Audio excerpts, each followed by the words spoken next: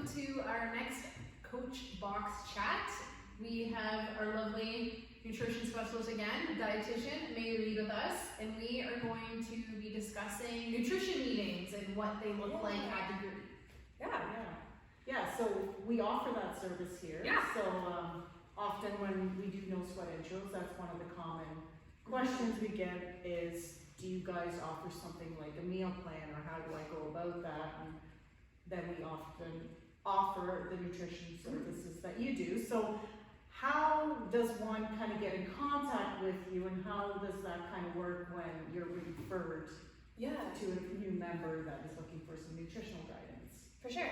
So usually somebody's mentioned it in a no sweat intro, and Jackie, you've sent them my way, or they brought it up to their personal trainer or coach, whoever. We've got in contact by email. From there, often we book that first bite-sized nutrition chat. So that's pretty similar to your no sweat intro, except that it focuses on nutrition. So it's 15 minutes for us to sit down, either on Zoom, on the phone, or here in the office, and we just go over what are your goals and how do you see nutrition playing into that. It also gives us a chance to make sure that in terms of working together, we're a good fit, and that what you want aligns with how I can actually help you before you commit to anything, which just makes life so much easier for everybody. From there, if that is a good fit, then we go on and we're able to book that 1 hour nutrition consultation, which is what we do for every first appointment. That gives me time to ask all my questions, usually gives time to answer all of my clients' questions, and actually set some of those goals and figure out what we're actually going to do to get them closer to their goals. And then for follow-up, we offer half-hour ones as well. So lots of people book those either on a monthly or every 2 or 3 months kind of basis. And that gives us a chance to check in. How are things going? Are things working the way we thought they would? Are they not? And we can kind of break those down. I also have clients who at that point bring like a list of questions, and we go rapid fire through the questions to make sure we get everything answered, because that's your time to make sure that we do all those things. Exactly. Yeah. So that's kind of what that process looks like. And the nice thing is you're able to meet here in this space, or if they're not able to make it in, then you can do it over Zoom or telephone call or whatever, and still get that same service. So instead of Zoom, I actually use a service called Doxy, which is online. So because talking about nutrition is technically healthcare information, and Zoom is great, but not the best for that. Best practice is to use one that's encrypted. So the Doxy service is encrypted, but it's super easy on like the client end to use. I send you a link and you click on it and you're there. You just have to click like, yes, I can use my microphone. It's great. Perfect. Meal planning, is that an option? What is your views, recommendations when people are like, I want you to tell me write it down and hand it to me and I will follow it to the T. It never happens that way, by the way.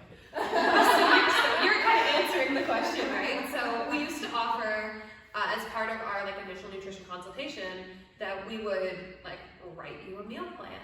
And for some people it was really easy, for some people it took a lot of effort, and depending on what our goals were on both parts to kind of make sure it was a good fit. And the more we did those, the more we realized kind of as a gym that we were taking the time to do those both, again, on my part and on the client's part, and people don't use them the way that we hoped. People can come in, and you're right, say, I want a meal plan, just tell me what to eat. And then I give them a meal plan, and they use it for a week, 2 weeks. And then, life comes up, or whatever's on the meal plan isn't on sale at the grocery store, and then they go, oh, I'll just do whatever. Wing it. I'm just not going to do it, right? And then, sometimes people use it as a tool to come back to, oh, I need to get back on track and use it.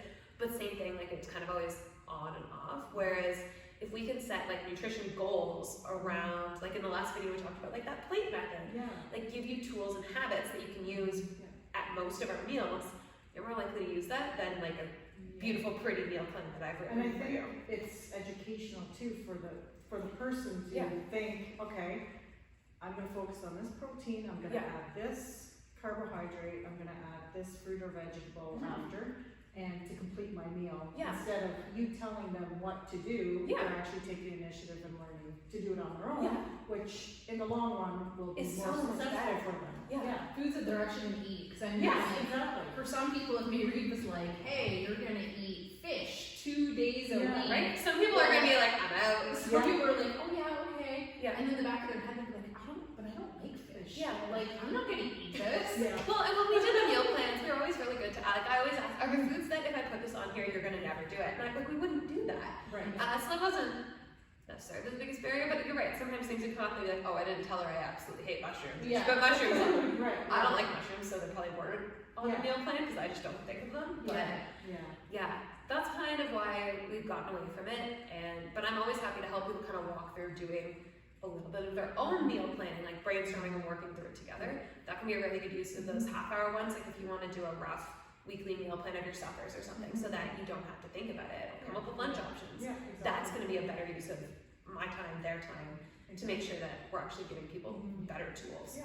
Yeah. Oh, that's excellent. Mm-hmm. And I understand that some of these services are actually covered under Yeah. certain people's benefit plan, which I don't think a lot of people are aware of, which is No. great.